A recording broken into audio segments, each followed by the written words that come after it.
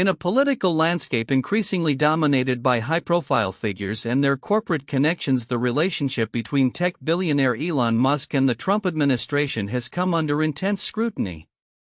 On March 17, 2025, leading Democrats called for an investigation into Musk, the world's richest man, over potential criminal corruption related to his recent activities with the Federal Aviation Administration (FAA).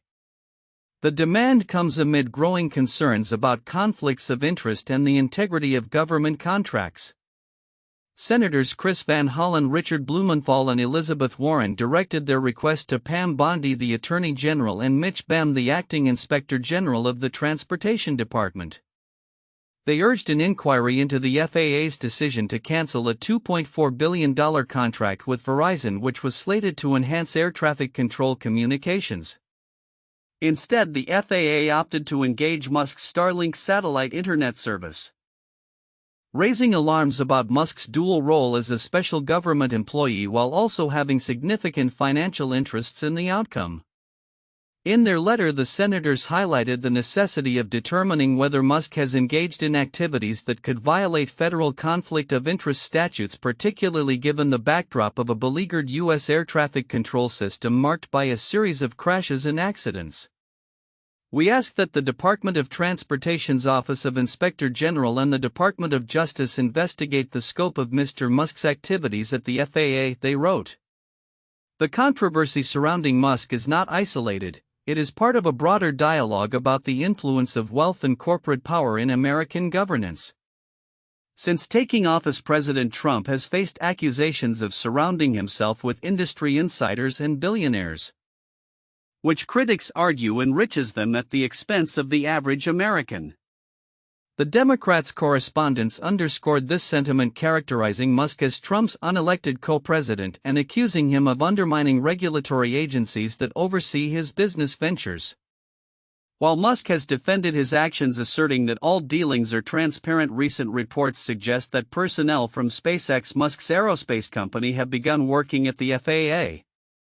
Furthermore, although Starlink has purportedly been supplying its technology free of charge, insiders claim the FAA is actively seeking funding for a Starlink deal, casting further doubt on the legitimacy of the arrangement. Simultaneously, protests against Musk's policies have erupted across the country. Valerie Costa, a Seattle community organizer and co-founder of the environmental activist group Troublemakers, has found herself directly targeted by Musk following her participation in demonstrations against his efforts to cut government jobs. Musk's social media posts have led to threats against Costa, further complicating the narrative surrounding his influence and the safety of those who oppose him.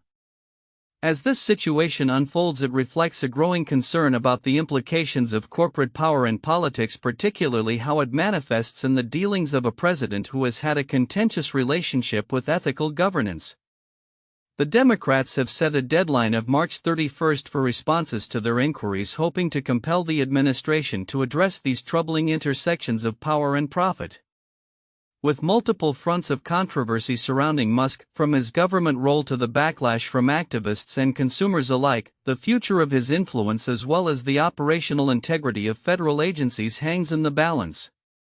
As the investigation progresses, it will be crucial to observe how these dynamics evolve and what they could mean for the intersection of technology, politics, and public trust in the coming months. In a bold move that has sent shockwaves through Washington, the newly established Department of Government Efficiency (DOGE) is poised to reshape the U.S. federal government.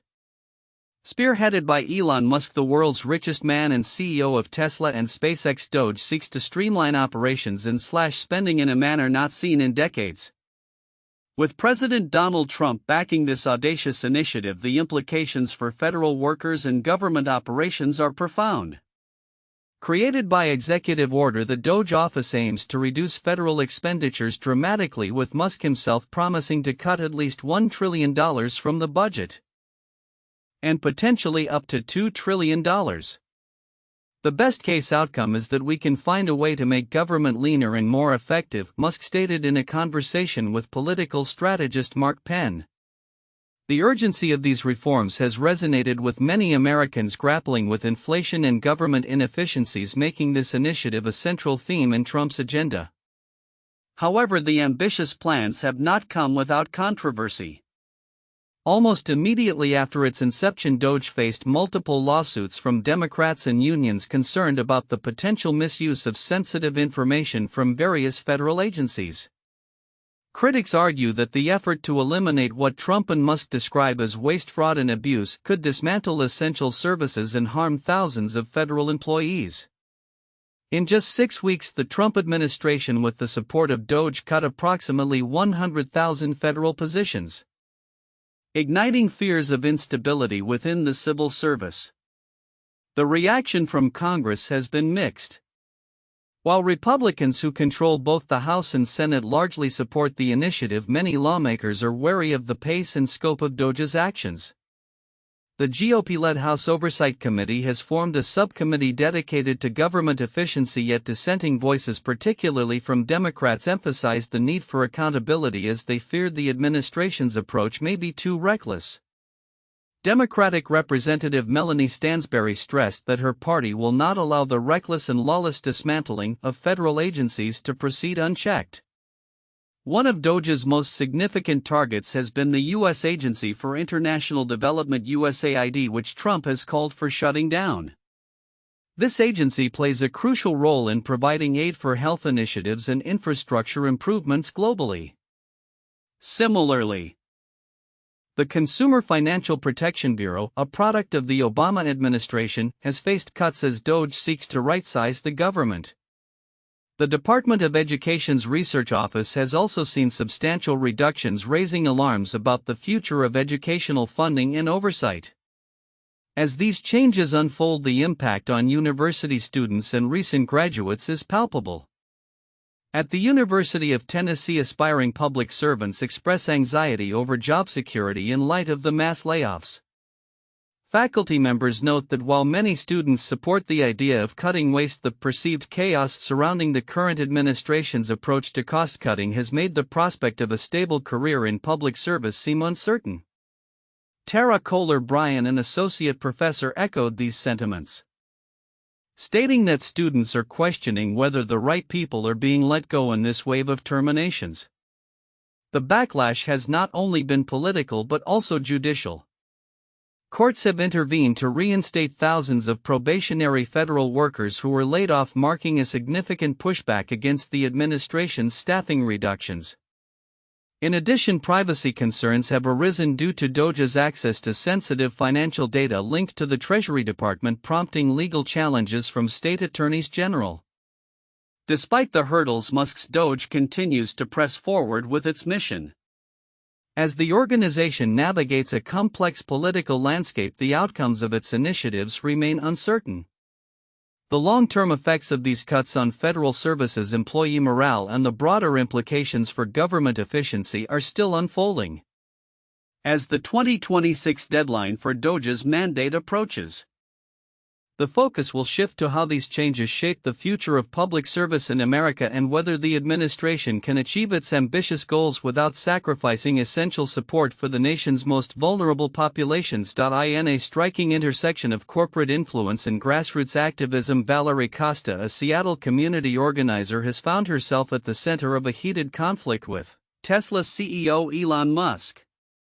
As protests against Tesla's corporate practices have spread globally, Costa, co-founder of the environmental activist group Troublemakers, has taken a vocal stance against Musk's alleged efforts to undermine government employment.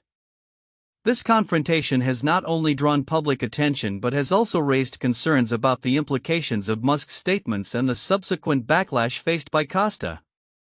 On March 1, protesters rallied outside a Tesla store in Boston, part of the broader Tesla takedown movement aimed at challenging Musk's influence and advocating for the preservation of federal jobs. Costa became a focal point in this protest, particularly after Musk accused her group of being funded by ActBlue, a Democratic fundraising platform. Costa was taken aback by this assertion, clarifying that her organization operates independently with a modest budget of around $3,000 and that they do not have any affiliation with ActBlue. "I could tell you every single person who donated," she stated, emphasizing her group's grassroots nature. However, Musk's response escalated the situation dramatically. In a post on X, he claimed that Costa was committing crimes, further fueling a barrage of threats and hostile messages from his supporters. Costa described the impact of Musk's words, saying, "When one of the most powerful, if not the most powerful person in the world is saying you've committed a crime, it doesn't matter what the truth is." The fallout from Musk's statements has led to a surge in hostile communications directed at Costa, prompting her to take protective measures, including reducing her online footprint and consulting legal counsel. The stakes are high as tensions escalate between corporate power and grassroots activism. The White House has become a stage for these battles, with President Trump recently standing alongside Musk to label vandalism against Tesla as domestic terrorism. This rhetoric ties into broader themes of corporate protectionism and the politicization of environmental and labor issues. Costa has articulated her fears about Musk's capacity to leverage his political connections to further intimidate dissenters. "I'm afraid that Musk will use his White House power and influence to apply more pressure," she expressed. As the Tesla takedown movement seeks to diminish the company's market value through boycotts, Costa's motivations extend beyond corporate accountability. She is deeply concerned about the ramifications of Musk's actions on the federal workforce and public services. "That destruction is having a direct effect on people's lives and well-being," Costa asserted. Her activism highlights a growing rift between the ambitions of tech billionaires and the livelihoods of everyday Americans. The broader implications of this conflict reflect not only on Tesla's corporate practices but also on the societal costs of unchecked corporate influence in governance. Costa's resolve to defend the right to protest underscores an essential aspect of democratic engagement, emphasizing that freedom of expression remains vital even in the face of intimidation. As the Tesla takedown movement gains traction, the outcome of this confrontation may have lasting effects on public perception of corporate power and the role of activism in shaping policy. With growing calls for accountability and transparency in corporate governance, the future of this struggle will likely continue to unfold in the public eye, potentially influencing the dynamics of activism and corporate responsibility for years to come. NASA is poised to witness a significant moment in its ongoing partnership with SpaceX as astronauts Suni Williams and Butch Wilmore prepare for their return to Earth after an unexpectedly extended stay aboard the International Space Station (ISS). Following a successful docking of their replacement crew on March 16, 2025, NASA has expedited their return to capitalize on favorable weather conditions off the Gulf Coast of Florida. The astronauts are now expected to splash down on March 18, 2025 at approximately 5:57 p.m. Eastern Standard Time. Originally set for a brief mission, Williams and Wilmore have been aboard the ISS for nearly 9 months due to technical difficulties with the Boeing Starliner spacecraft they were testing. The Starliner encountered propulsion issues during its maiden crewed flight last June, forcing NASA to leave the 2 astronauts on the station while the spacecraft returned empty. This extended mission has captivated the public's imagination and highlighted the complexities of human spaceflight. NASA's decision to move the return date up from its typical schedule is largely driven by concerns over resource availability aboard the ISS. "We're trying to stretch the consumables," stated Dina Contella, deputy manager for the space station program at NASA during a recent news conference. The agency aims to minimize overlap between the departing and arriving crews to conserve critical supplies, including food. Typically, such handovers last about a week. But this expedited return exemplifies NASA's agile approach to mission management, responding swiftly to changing circumstances. The astronauts' return will be executed via the SpaceX Crew Dragon spacecraft, which safely delivered their replacement crew, comprising NASA astronauts and McLean and Nicole Ayers alongside Takuya Onishi from the Japan Aerospace Exploration Agency and Russian cosmonaut Kirill Peskov, to the ISS just hours before their return was announced. The newly arrived crew was warmly welcomed by their colleagues, emphasizing the collaborative spirit of international space exploration. In preparation for the return, NASA will provide live coverage starting with the hatch closure of the Dragon spacecraft at 10:45 p.m. Eastern Daylight Time on March 17. The sequence of events will include undocking at approximately 1:05 a.m. on March 18, with the entire return journey taking roughly 17 hours. NASA officials are closely monitoring weather conditions to ensure a safe landing. As the success of the mission hinges on various factors including sea states and recovery team readiness. Williams and Wilmore's long-duration stay has enabled them to conduct a series of scientific experiments exploring the effects of microgravity on the human body, research that is vital for future long-duration missions including potential journeys to Mars. The astronauts have documented their experiences, sharing insights and reflections with the public, with Williams noting, "It makes you really want to enjoy every bit of your time that you have up here." As the countdown to splashdown continues, NASA's commitment to transparency and public engagement remains evident. With live broadcasts planned for key milestones throughout the return process. The return of Williams and Wilmore not only marks the end of a challenging mission but also sets the stage for a new era of crewed spaceflight as NASA and SpaceX continue to push the boundaries of exploration. Looking ahead, the success of this mission will undoubtedly inform future endeavors as NASA prepares for more ambitious projects in the coming years. The collaboration with SpaceX is a testament to the evolving landscape of space exploration, where partnerships and innovative technologies will play critical roles in humanity's journey beyond Earth. Elon Musk's complicated relationships with public figures have often made headlines, but his recent comments regarding Sean Diddy Combs have taken on a new dimension. A new book titled Character Limit: How Elon Musk Destroyed Twitter, authored by New York Times journalists Kate Conger and Ryan Mack, reveals Musk's past claims of a close friendship with Combs, who recently faced serious legal troubles. This juxtaposition of friendship and criticism raises questions about the nature of their relationship and the implications of Musk's public statements. According to the book, Musk made an intriguing remark during a meeting with Datavio Samuel, CEO of Combs' media company Revolt, shortly after Musk's acquisition of Twitter, now branded as X, in October 2022. Musk stated, "I don't know if you know this, but Puff is an investor in Twitter. You know, he's a good friend of mine. We text a lot." This assertion paints a picture of camaraderie between the tech mogul and the music industry titan, suggesting a level of personal connection that seems at odds with Musk's more recent public comments.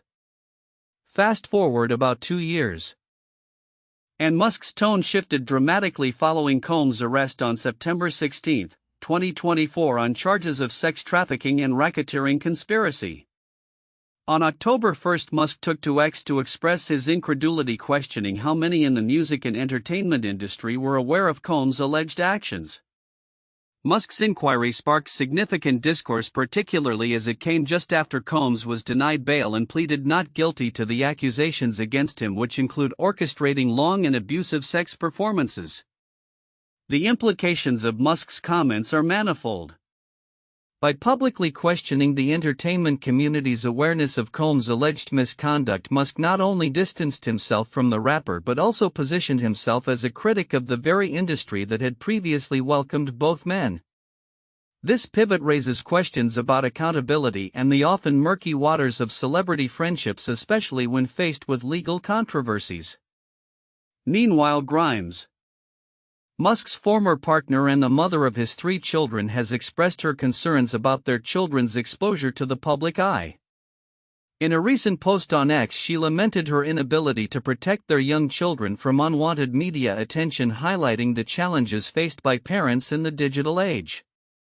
"I have tried begging the public and my kids' dad to keep them offline," Grimes stated, underscoring her frustration with both societal pressures and legal limitations regarding privacy. Her poignant remarks reflect the broader conversation surrounding the rights of children in the public sphere, especially when their parents are high-profile figures. In a separate but related development, Musk's status as the top shareholder in Tesla has also garnered attention. He recently shared his pride upon being recognized as the largest stakeholder, with a valuation of $173 billion. This continued prominence in the tech world contrasts sharply with the controversies surrounding his personal relationships, showcasing the duality of his public persona, an innovator in technology yet a figure embroiled in complex social narratives. As Musk navigates his multifaceted roles from tech entrepreneur to social commentator, the evolving dynamics with figures such as Combs and Grimes illustrate the intricate balance of personal and professional life in the public eye. With ongoing developments in both his business ventures and personal relationships, observers will be keenly watching how these narratives unfold, particularly as they may influence public perception and accountability in the digital era. In a high-stakes showdown that could redefine the landscape of artificial intelligence, OpenAI and Elon Musk are set to expedite their legal battle over the company's controversial transition to a for-profit model, as the trial approaches, scheduled for December 2025. The implications of the lawsuit extend far beyond the courtroom, potentially affecting OpenAI's financial strategies and the broader discourse on the commercialization of AI technologies. Musk, who co-founded OpenAI in 2015 but departed from the organization in 2018, has accused the company of straying from its foundational mission to develop artificial intelligence for the greater good. His legal challenges began last year, culminating in a recent court ruling that denied his request to halt the restructuring process.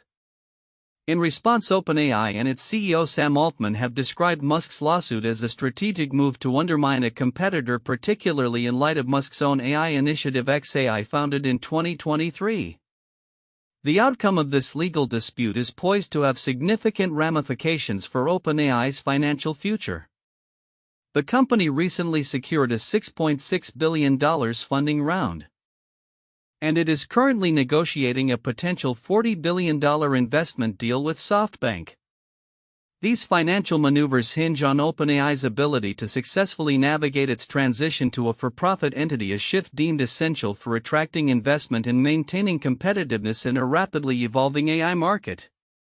Musk's recent unsolicited $97.4 billion takeover bid for OpenAI, which Altman promptly rejected, further complicates the relationship between the two parties.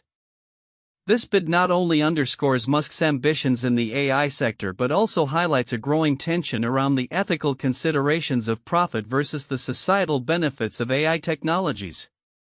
As Musk's companies, including SpaceX and Neuralink, continue to thrive, the public and industry stakeholders are keenly aware of how these developments may influence future AI governance and commercialization. As the trial date draws near, the tech industry and observers alike are closely watching the proceedings, which could shape the future of AI development and the corporate philosophies governing it. The trial will likely delve into the core issues of corporate responsibility and the ethical frameworks that should guide the advancement of powerful technologies. In a parallel narrative, Musk's other ventures are witnessing a surge in market value, particularly xAI, even as Tesla struggles in the stock market.